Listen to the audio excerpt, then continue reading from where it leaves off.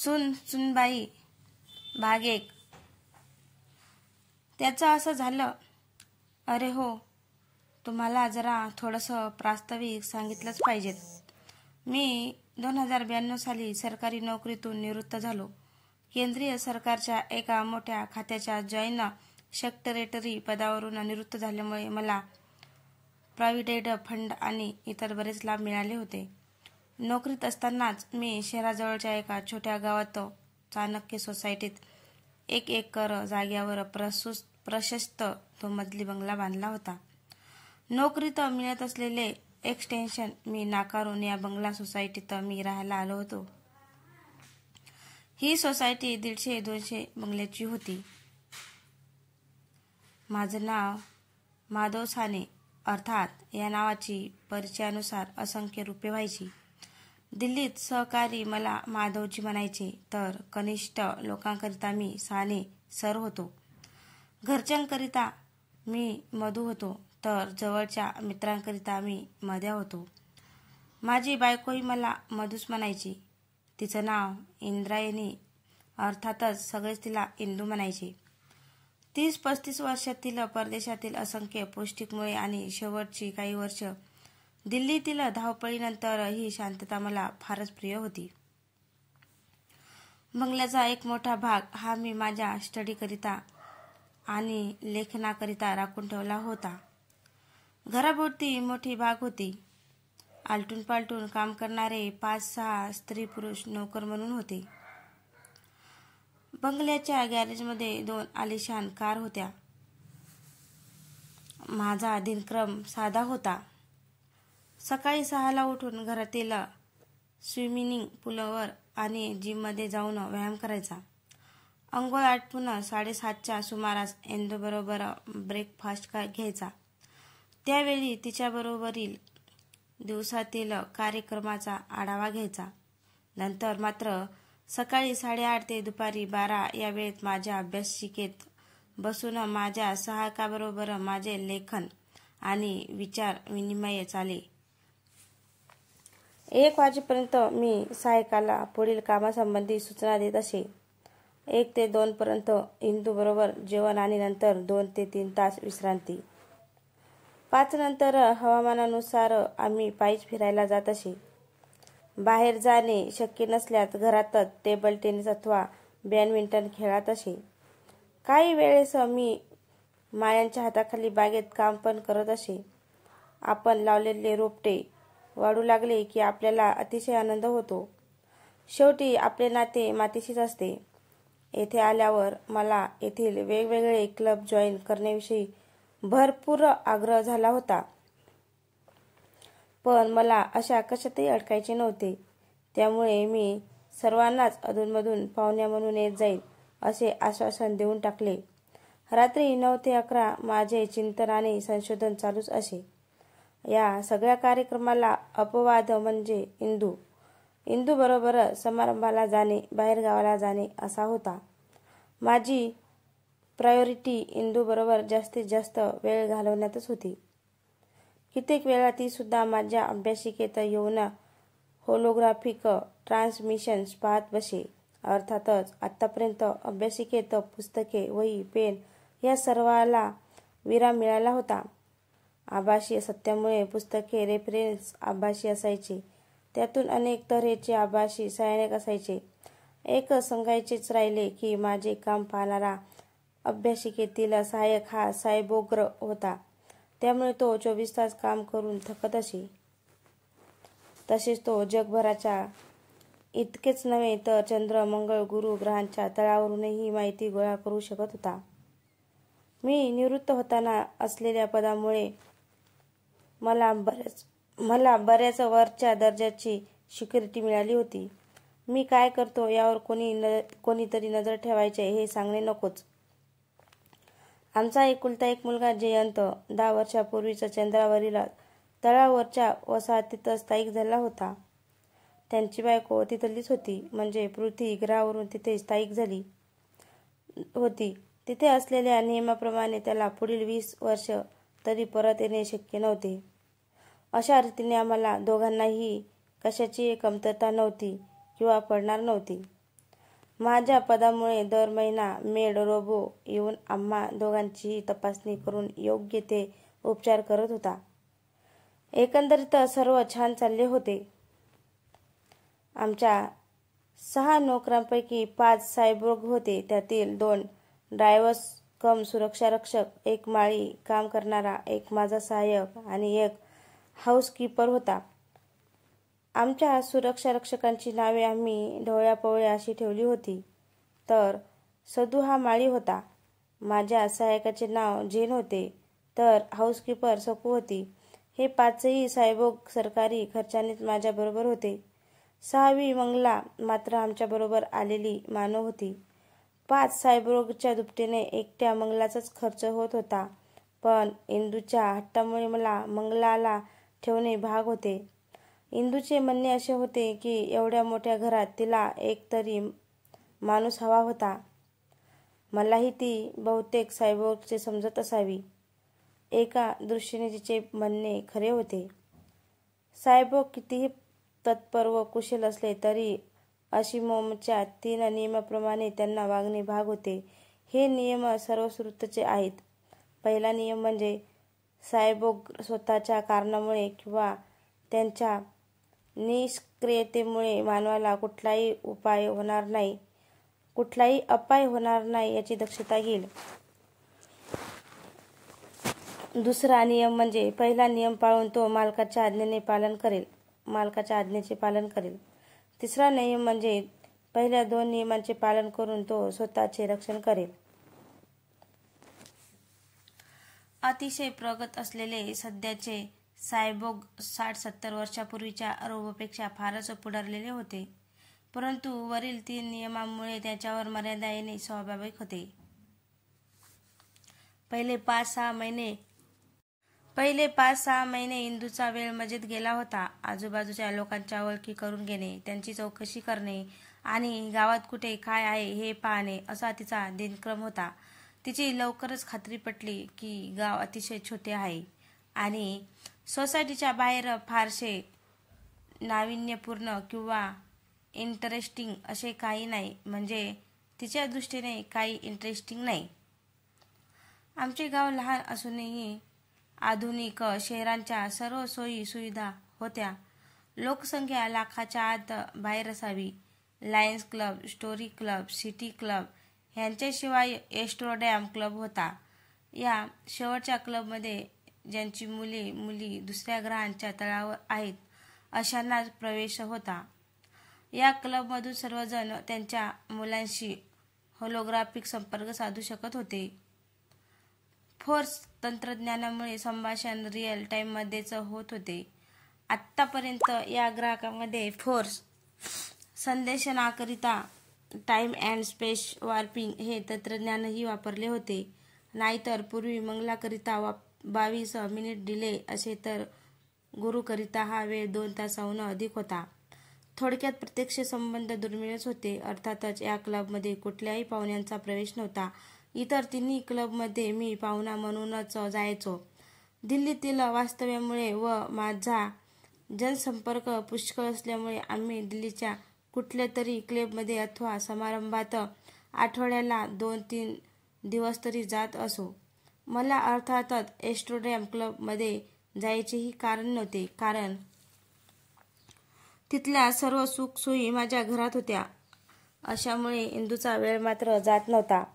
तिला लोकांच्यात मिसळायला फारच आवडायचे. माझ्या सवयी नेमक्या उलट्या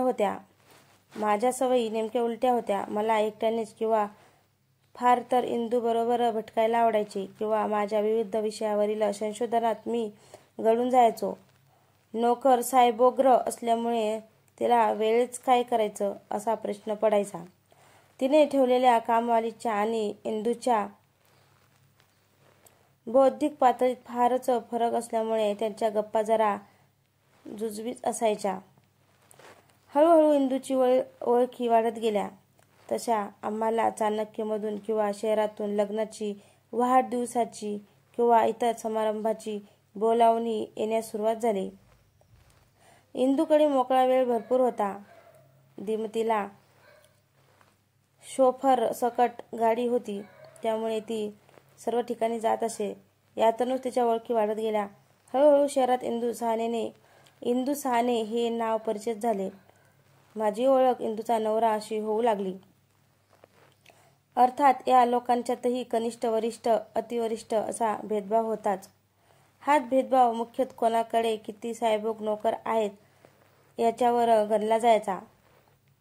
कोणताच साहेबरोग नसलेले कुटुंब अतिसामान्य गणले जायचे आणि त्यांना क्वचितच निमंत्रण असायची. 1-2 साहेबरोग असलेली कुटुंबे सामान्य दर्जात मोडायची. अशा लोकांकडे क्वचितच स्वतःचे वाहन असायचे. 3 आणि 4 साहेबरोग असलेले कुटुंबे उच्च वर्गात मोडायचे. त्यांच्यापैकी बहुतेकाकडे स्वयंचलित वाहन असायचे. त्याकरिता निदान एक तरी ड्रायव्हर असायचा. 5 साहेबरोग असणारी कुटुंबे अति महत्त्वाची मानले जायचे.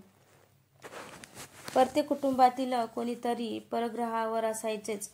अशा कुटुंबातील व्यक्तींना समाजात महत्त्वाचे स्थान मिळायचे. आत्तापर्यंत जुनी सरकारी व्यवस्था किंवा लोकशाही पद्धत पूर्णतः नामशेष झाली होती. इंदूच्या ओळखी जसजशा वाढत गेल्या तशा बहुसंख्य कुटुंबांना आमच्याकडे 5 साहेबरोग आहेत असे कळल्यामुळे इंदूचा समाजातील स्थान फारच वर गेले. त्यातच आमच्याकडे एक मानवी कामवाली आहे हे कळल्यावर तर शहरातील 5-6 अतिउच्च कुटुंबात तिची गणना होऊ लागली. बघता बघता तिचा खर्च 10 पटीने वाढला. आमच्या घरातील एक कॉम चॅनल सतत तिच्यामुळे बिझी राहू लागला. तिचा फारसाचा वेळ बाहेर जात असल्यामुळे हा कॉम चॅनल तिच्या कारमध्ये वापरण्याची सुविधा तिने करून घेतली. तिच्या स्थानात अजून 2 गोष्टींमुळे भर पडली. पहिली म्हणजे आमचा मुलगा गेली 10 वर्ष चंद्रतळावर आहे आणि तिथे त्यांचे एका चंद्रिकेशी लग्न झाले आहे. दुसरी म्हणजे आमच्या घरात चक्क कामवाली मानव आहे. सर्व स्त्रीवर्गाला अशा कामवालीबद्दल फारच कौतुक वाटायचं. अर्थात तिला मिरवायची संधी इंदूला फारच कमी वेळा मिळत असे. गोपनीयतेमुळे माझ्या घरातील प्रवेश रिस्ट्रिक्टेड होता. त्यामुळे बहुतेकांना बंगल्याच्या गार्डनमध्ये अथवा बाहेर असणाऱ्या मोठ्या पेशोपर्यंत येता येईल. इंदूचीही लोकप्रियता वाढायला अजूनही एक महत्त्वाचे कारण होते. कुठेही गेल्यावर बहुतेक सगळ्याच ग्रुपचा खर्च ती सरळ हाताने करत असे. तिला जसे मानाचे आणि आदराचे स्थान निर्माण झाले होते तसे तिच्याबद्दल खुन्नस असणारा वर्गही वाढू लागला. पण कुठल्याच बाजूने इंदू कमी पडत नव्हती. तिने भाग घेतलेल्या प्रत्येक समारंभात तिचा उत्साह प्रमाणाबाहेर असायचा. कोणालाही ती कमी लेखायची नाही आणि तिचे बोलणे मृदू असायचे. ती उत्तम संघटकही होती. तिने हाती घेतलेल्या कुठल्याही कार्यक्रमाचे तिचे नियोजन अतिशय सुंदर असायचे. त्यातून तिचे व्यक्तिमत्व भारदस्त होते.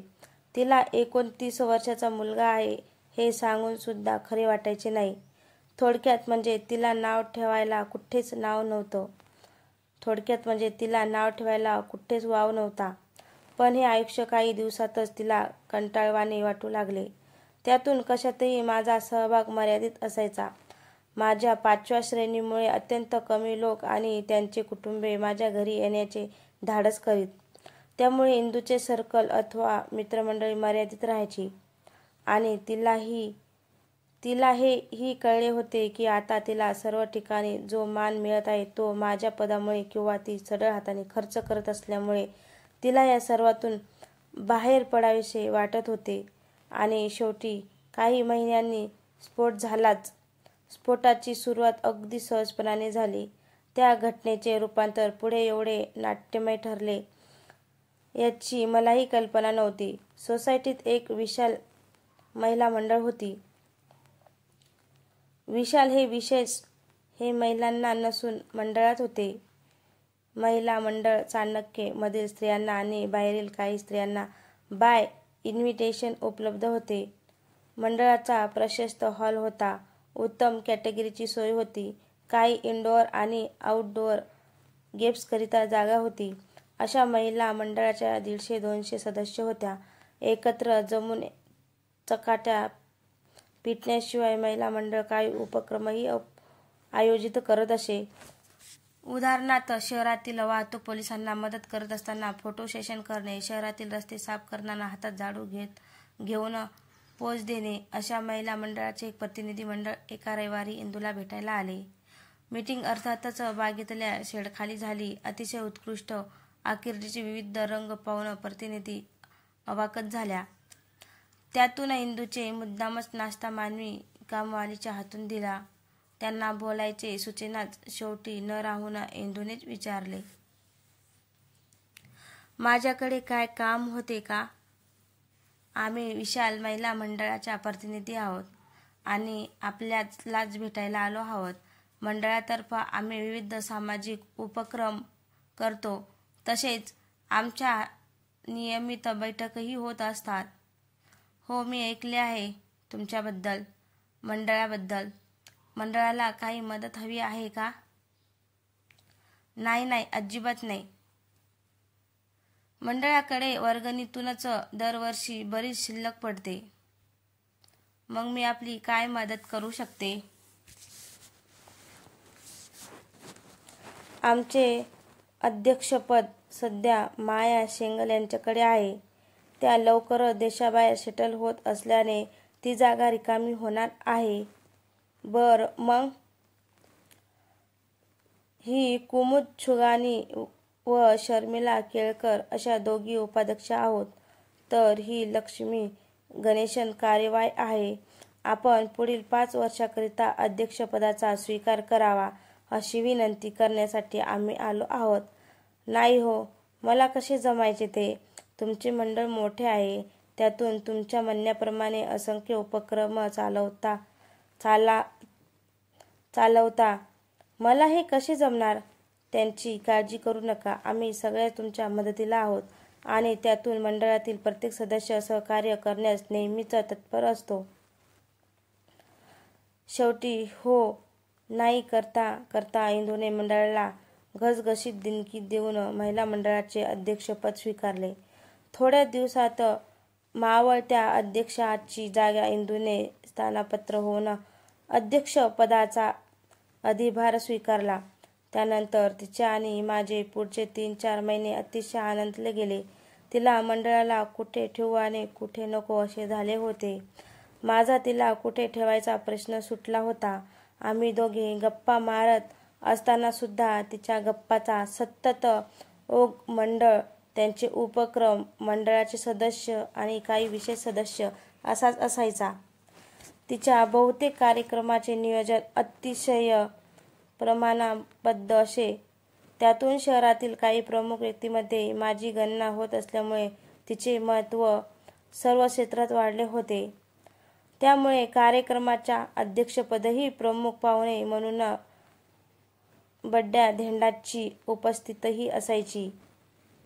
साहजिकच दुसऱ्या दिवशी स्थानिक, तालुका किंवा जिल्हा वर्तमानपत्रे सुद्धा समारंभाच्या बातम्या छापायची. थोडक्यात काय, तिचे दिवस मजेत चालले होते आणि तिच्या मागे भरपूर व्याप लागल्यामुळे माझे संशोधनही उत्तम चालले होते. एका वर्षात सभासदांपैकी 15-20 जणांच्या मुलांची किंवा मुलींची लग्ने ठरली.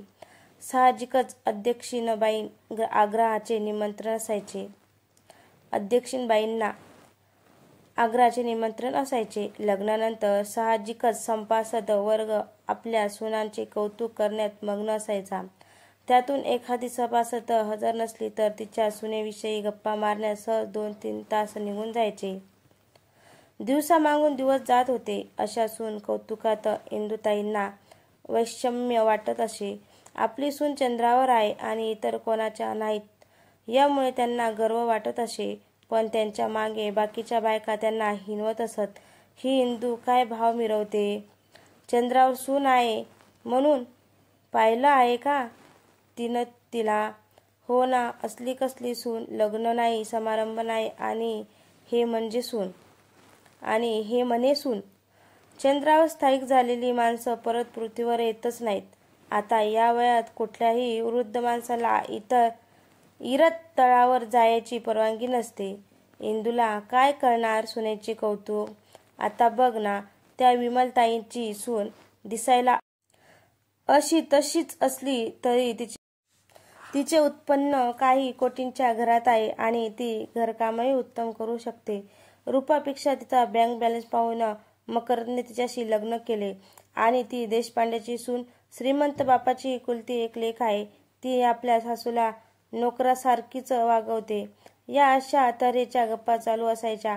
याची वित्तंबातमी अर्थातच इंदुताईंच्या चमच्या त्यांच्यापर्यंत पोहोचायच्या. श्रावणातील मंगलागौर क्लबतर्फे साजरा करण्याचे ठरवले आणि महिला मंडळात उत्साहाचे वातावरण संचारले. 70-80 वर्षापूर्वी जसे सण साजरे व्हायचे तसे आताही होत असत, फक्त त्याचे स्वरूप बदललेले असे. महिला मंडळातर्फे मंगळागौरीचा सण साजरा करण्याचे ठरवले होते. विशेष म्हणजे कार्यक्रमाचे आयोजन इंदुताईंनी केले, पण आयत्या वेळी त्यांच्या चमच्याने येऊन सांगितले की निमंत्रितांच्या यादीतून त्यांना वगळण्यात आले आहे.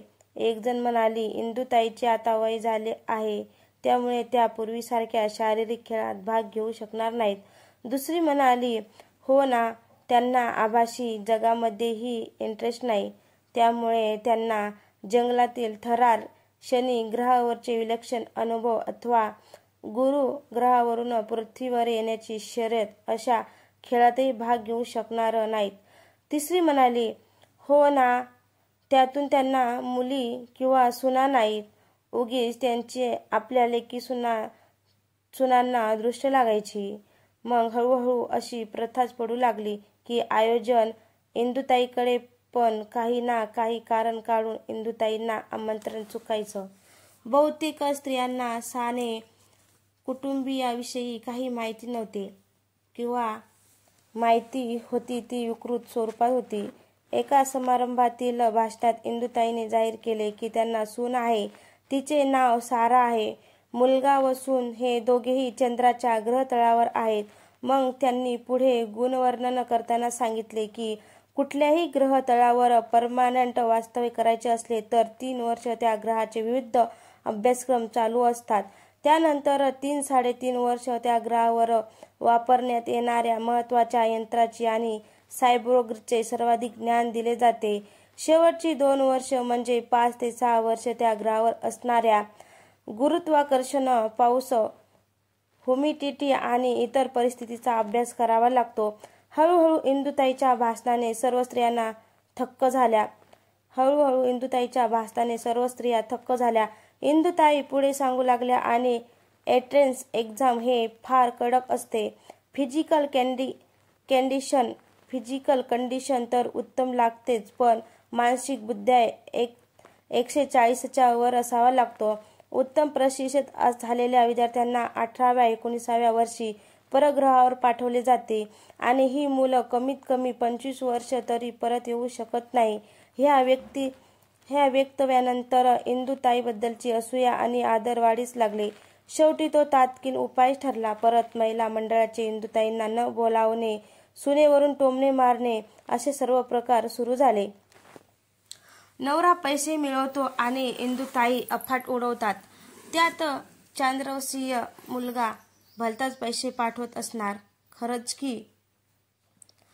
या प्रकारच्या प्रत्यक्ष आणि अप्रत्यक्ष विरोधाने इंदुताई संतप्त झाल्या आणि घरात त्यांच्या रणरागिणीचा अवतार दिसायला लागला.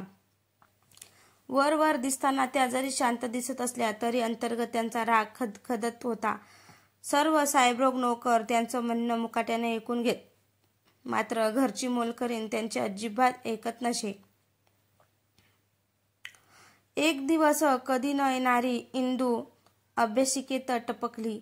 तिचा चेहरा अतिशय संतप्त दिसत होता. आल्या आल्या बदकन खुर्चीत बसून म्हणाली, मला दुसरं लग्न करायचं आहे. कर मग. तुमचे माझ्या बोलण्याकडे अजिबात लक्ष नाही. तुमचं होलो आधी बंद करा. तुमचे माझ्याकडे मुळीच लक्ष नाही. अच्छा, म्हणून तू दुसरे लग्न करायचे ठरवलेस? करून टाक. पण नवरा कोण आणि कुठला आहे? डोंबल, माझ्याकडे तुमचे अजिबात लक्ष नाही. आता मात्र मी हॉलो बंद करून तिच्याकडे पाहिले. बघा, नीट बघून घ्या. तुमचीच बायको आहे ना? हां, बोल, काय म्हणत होतीस? तुमचे माझ्याकडे अजिबात लक्ष नसते आणि म्हणून तू दुसरं लग्न करणार आहे आणि तो तरी तुझ्याकडे लक्ष देणार आहे याची काय गॅरंटी? त्यातून तुला दुसरं लग्न करायचं असेल तर कर दुसरं लग्न. माझी पूर्ण परवानगी आहे. आता मात्र ती फारच संतापली. माझ्या डोक्यात एखादी काडी मारावी असे हिस्से विचार तिच्या मनात येऊन गेले. मला लग्न करायला सांगताना तुम्हाला काय लाज लज्जा वाटते का तरी? हो, वाटते ना. कुणाला स्वतःची बायको दुसऱ्यासोबत लग्न करावे असे वाटेल? आता मात्र हद्द झाली. हे काय माझं लग्न करायचं वय आहे का?